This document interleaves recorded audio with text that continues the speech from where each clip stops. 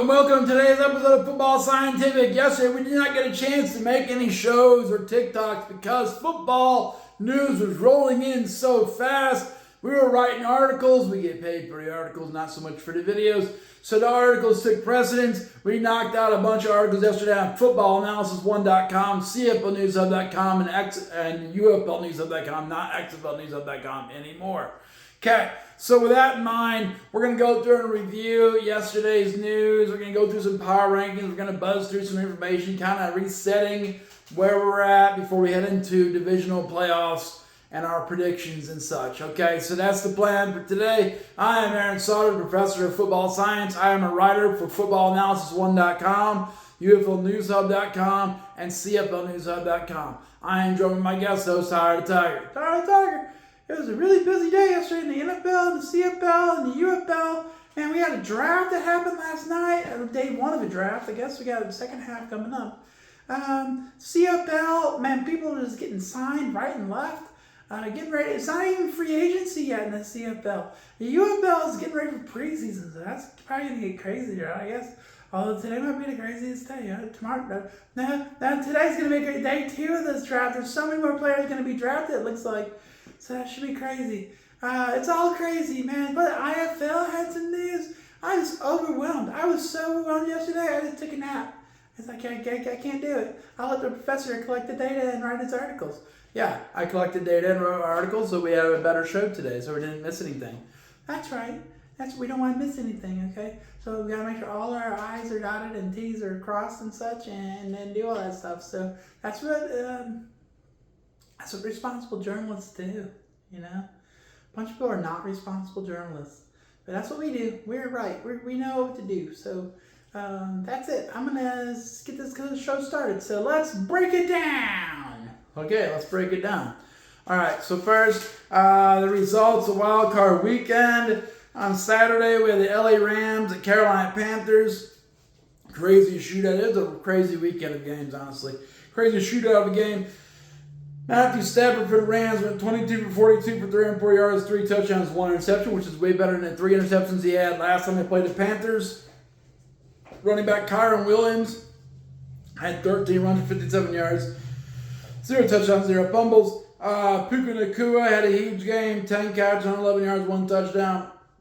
And he broke up 1 pass in the end zone that would have been an interception. It probably would have cost the Rams the game. That's a spoiler alert. The Rams did win. Okay?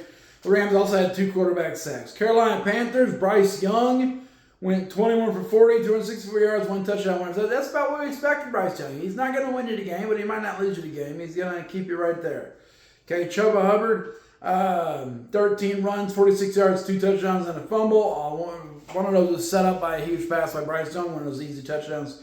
Jalen Coker had a great day at wide receiver, 9 catches, 134 yards, 1 touchdown. He was the player of the day for the Panthers. 1 sack. This game was back and forth to the last minute, and the Rams pulled it out in the last minute, 34-31. They're moving on to the playoffs. Carolina is done. Done. Okay, next we got the Green Bay that night. Green Bay Packers and Chicago Bears. Another great game.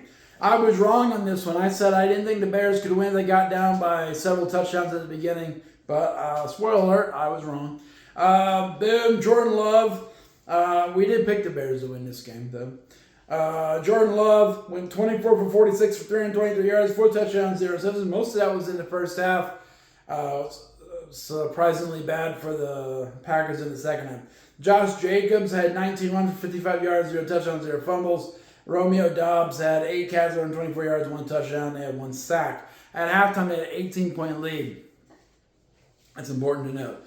Chicago Bears, Caleb Williams went 24 for 48 for 361 yards, 2 touchdowns, 2 interceptions. Not a great game, but great when it needed to be in the fourth quarter.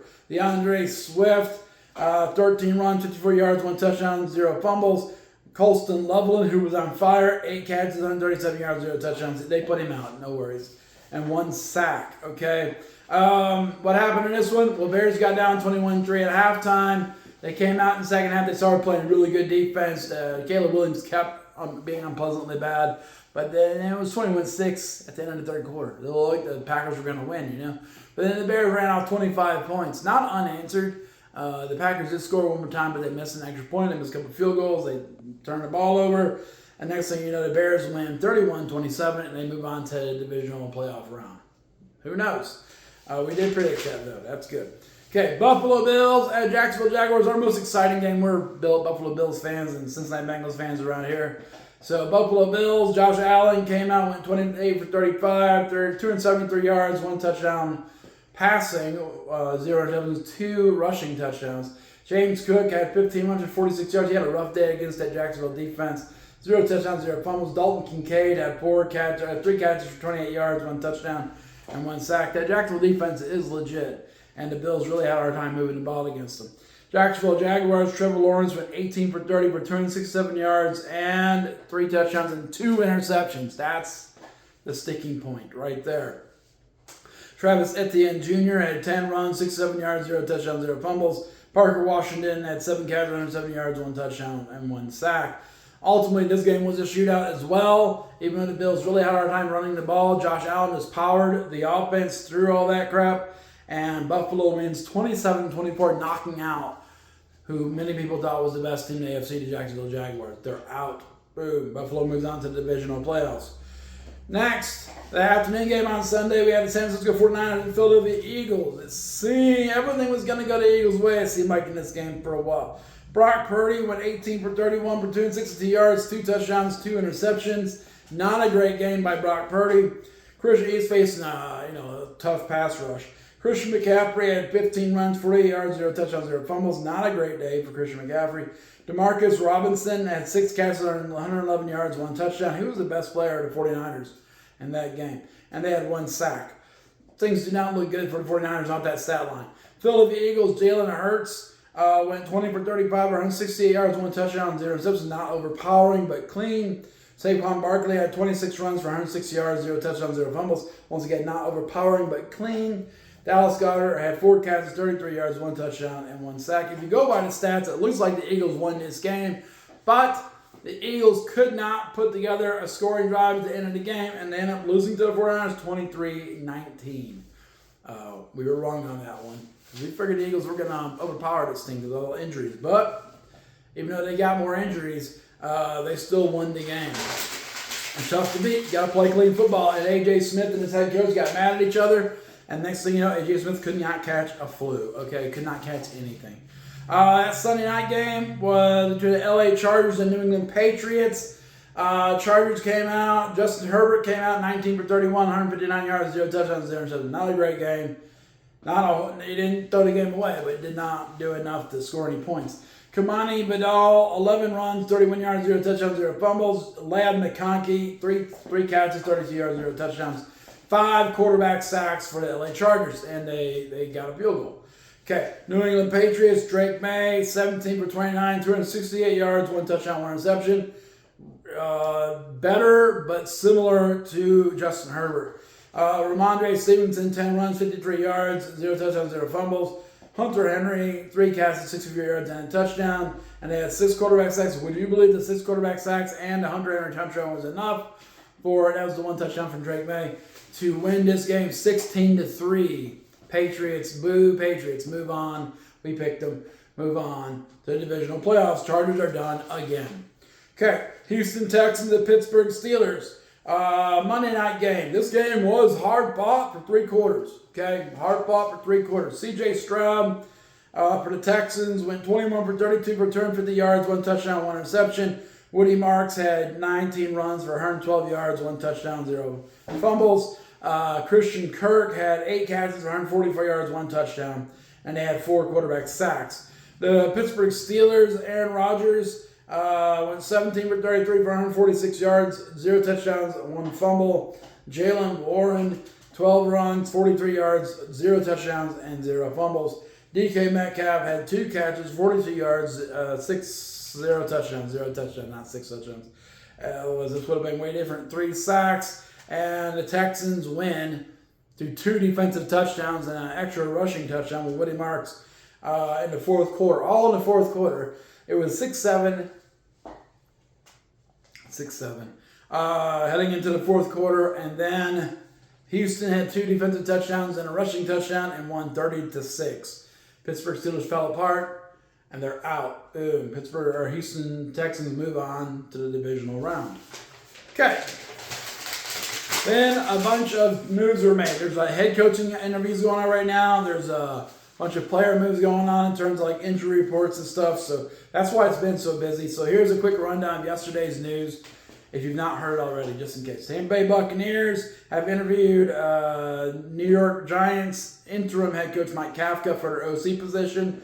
Carolina Panthers GM Dan Moore says they're probably going to pick up Bryce Young's fifth-year option. Every quarterback selected number 1 in the draft for the last 8 times that's happened has gotten their first-year option picked up. And it seems like Dan Morgan is going to pick up Carolina Panthers.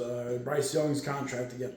LA Chargers fired OC Greg Roman. Couldn't score any touchdowns in the wildcard game. Guess what? You're done, Greg Roman. And that's surprising because Jim Harbaugh has had Greg Roman as his OC in San Francisco from 2011 to 2014, and with the Chargers 2024 to 2025. So they've been together for a while. But when you lose like that, someone's got to be fired. And Jim Harbaugh is like, it's you, bro. It's you. Buffalo Bills. It sounds like they're designating defensive tackle Ed Oliver and wide receiver Curtis Samuel to return to practice, and they may come back this week. That's the big week to do it. Don't be waiting too long. So it's be good to get Ed Oliver back on defensive line and Curtis Samuel back on the offense since we lost Gabe Davis. Pittsburgh Steelers ACL tear, in case you didn't know. Pittsburgh Steelers, big news from Pittsburgh yesterday. We made a short about this. Head coach Mike Tomlin steps down as Steelers head coach. It seems like maybe he was pushed out. Maybe he's pushed out by himself. He is winning records. Never had a losing record. Just couldn't win wild card games or any first playoff games of the year. They won the Super Bowl once, I believe. Okay. All right. So that leaves the Steelers looking for their 5th head coach ever. That's crazy. They've been a team since 1966. And they've only had 4 head coaches. Bill Austin was their first head coach 1966 to 1968. Chuck Noll was their head coach from 1969 to 1991. Bill Cowher was their head coach from 1992 to 2006. And Mike Tomlin was their coach from 2007 to 2020, 26, 25, 26, whatever you want to count this as. Okay, so now they're looking for their 5th head coach of all time. I'm available. Let me know. Aaron Sauter. FootballAnalysisOne.com. I'm a football coach as well, so I already know what I'm doing. Ready to jump into the program. Ready to come win in Pittsburgh. San Francisco 49ers head coach Kyle Shanahan says George Kittle has gotten surgery on his torn Achilles tendon. So not a fun time. Those tendons are bad to tear. I blew a tendon myself a few weeks, 6-7 weeks ago. 6-7. And I've been working through it. So just getting rehabbed and kind of getting back to normal life. Minnesota Vikings wide receiver Jordan Addison got arrested. Speaking of normal life, got arrested first week of the offseason with a misdemeanor in Tampa, Florida for trespassing. Okay, not a huge deal. It wasn't drunk driving like last time. That's good. San Francisco 49ers officially placed tight end George Kittle on the IR this morning. And they promoted Braden Willis, who's a tight end, to their active roster. He'll be stepping in for George Kittle. Baltimore Ravens owner Steve Bisciotti told Lamar Jackson he wants to rework his deal to start a free agency to lower his cap number. So they're not going to take money away. They're just going to shift it around. I didn't hear anything from Lamar Jackson on that, so he's probably like, we don't have a head coach. Sure. Philadelphia Eagles fired offensive coordinator Kevin Patullo. So the word was they're going to fire Nick Sirianni. But he decided to push Kevin Patullo off the ship first. Boop. So he gets to stay, and now looking for an offensive coordinator. Miami Dolphins, that's how it works in the NFL, man. If you're a head coach, you're about to be fired. You just push off a coordinator or two, boop, boop, and you say, well, we got to find new coordinators. We'll be fine. And the team's like, sounds good. Miami Dolphins interviewed Kevin Stefanski for their head coaching position. New York Giants. Today, John Harbaugh is meeting with them for his first in-person interview with any team. Arizona Cardinals requested Steelers offense coordinator Arthur Smith for their head coaching opening interview. So they're going to interview Arthur Smith. It's probably a good thing for the Steelers to break out of that ground and pound offense. Jacksonville Jaguars, GM James Gladstone on Travis Hunter. They said they expect him to play both ways in 2026. Okay. So with that in mind, I've gotten to the power rankings for the NFL, not only including the teams that are in the divisional playoffs. I don't really care about the other teams not in the divisional playoffs. No offense to anyone. So here are our power rankings with the teams left and going into the divisional playoffs. First, number 1, Seattle Seahawks.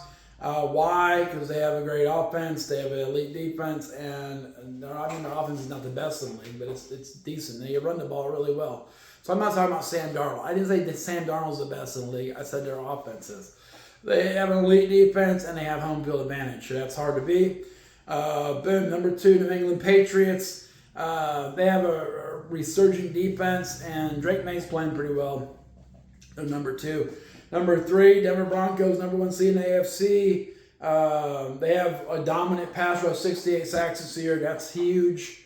That keeps defense up the field. Their offense is a game-managing offense. Bo Nix is going to check it down 100 times, but they're decent. They're decent on offense, and their defense is incredibly good, especially at rushing the passer.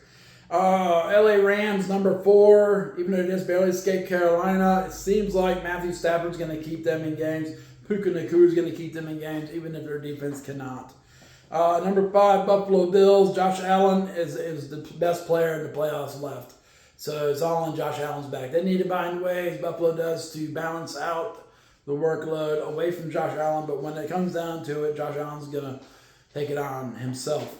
Number 6, Chicago Bears. They have a defense that's huge on taking the ball away.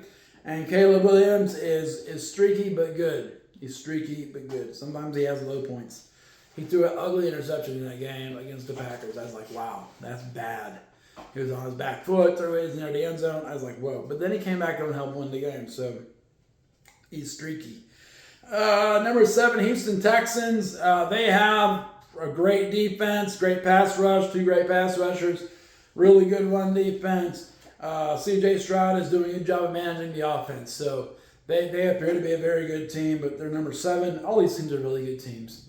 San Francisco 49ers probably are the worst team because they have the most injuries, but Kyle Shanahan is putting on masterclass in terms of coaching this team and managing the game. Even though he's not good with a big lead, he is good at coming back.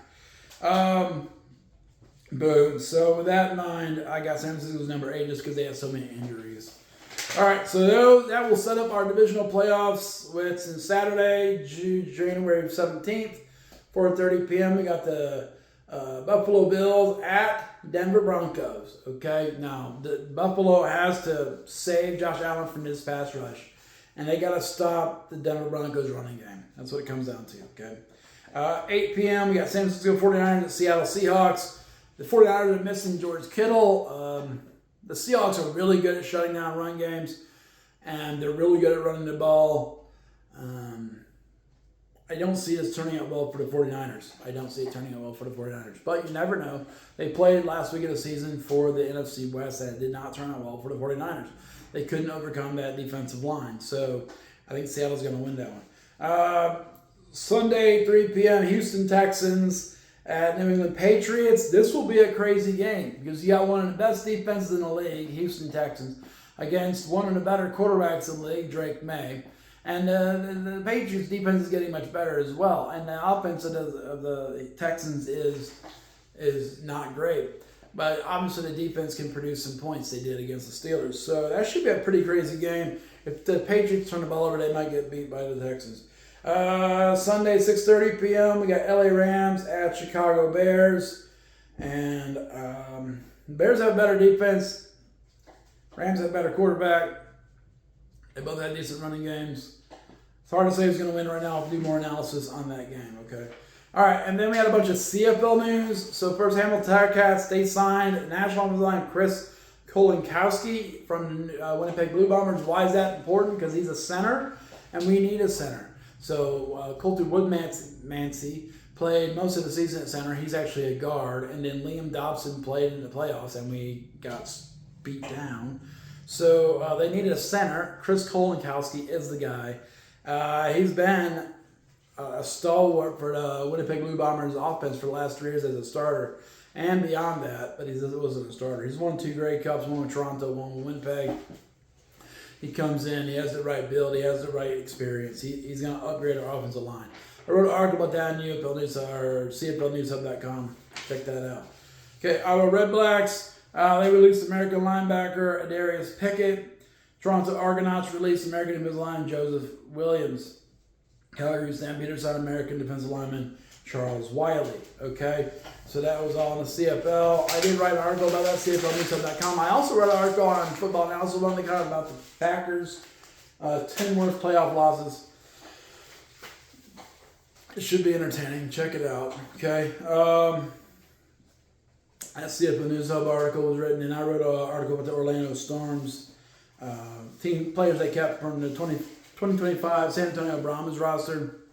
They kept 6 players. They could have kept 12. They kept 6. Then the draft started yesterday in the UFL. So Rick Neuheisel and the Dallas Renegades had the first pick of that draft. Not that that's relevant. His first day of draft was picking players that played in the league last year, okay? And there's a lot of players that are picked, and probably you won't notice many of them. Let's see. For the Birmingham Stallions, they picked a lot of good players, but no one that stands out to me. But just a lot of solid players. Deion Kane at wide receiver. Got him. He's a big playmaker. Okay, Columbus Aviators, they got Michigan Panthers, Ross. So that was all players they kept. That wasn't their draft haul. That was who they kept from the previous Birmingham rosters. Okay, Columbus Aviators kept Tua Taua from the Michigan Panthers roster. Remember, they transferred the Michigan Panthers roster over. Kedrick Whitehead at defensive back. I've heard of him.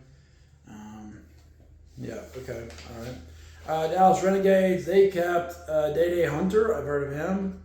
And, yep, that's it. And I covered a UFL. Come on. If I don't recognize your name, that's probably bad. DC Defenders kept Deion Jackson at running back. He's a pretty good running back for them. Ty Scott at receiver, who's a very good receiver. Cornell Powell started playing good receiver last year. Remember, they won the UFL championship last year. And they kept a lot of defensive players, which is probably good. They had a good defense. Okay, Houston Gamblers. Running back Kirk Merritt stayed. Wide receiver Justin Hall stayed. A bunch of other people that I don't recognize. They were not very good last year. Louisville Kings. They kept the roster of the Memphis Showboats. They kept 12 players from that. So they kept Kwame Lassiter II at receiver. Jalen Jackson at running back. Jonathan Adams at receiver. I've heard of all them. And then a bunch of other people on defense. Okay. Orlando Storm, they only kept 6 players, all ones I've heard of from the San Antonio Brahmas. Running back, Jayshawn Corbin, who also played at Florida State, so he's got a local connection. Tight end, Steven Stylianos.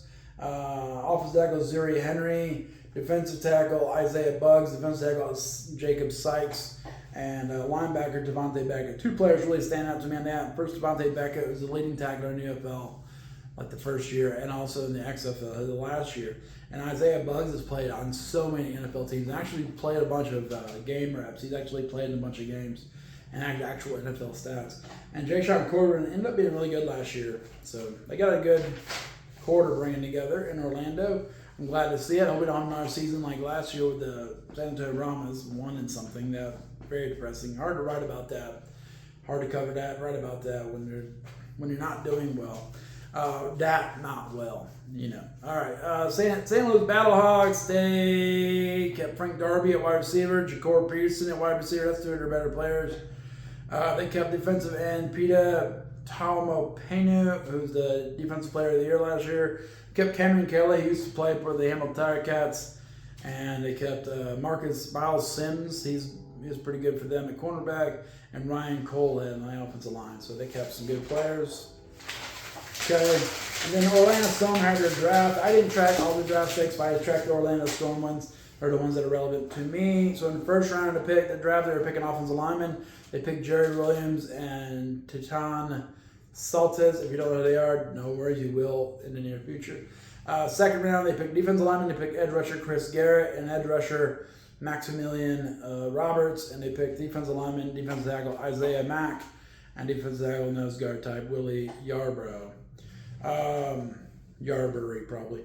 Third round, wide receiver Chris Rowland was picked. That seemed to be a big deal. The coach Anthony Becht.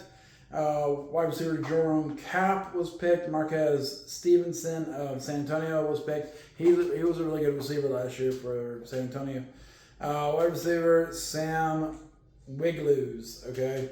And then defensive backs is all they picked at the last night. Cornerbacks Chris Claybrook, cornerback Micah Abraham, safety Nate Meadows, and safety Ravarius Rivers. Okay, so that's all their draft picks that they're going to be picking from now. What this round is today, there's playoff round or draft pick rounds today.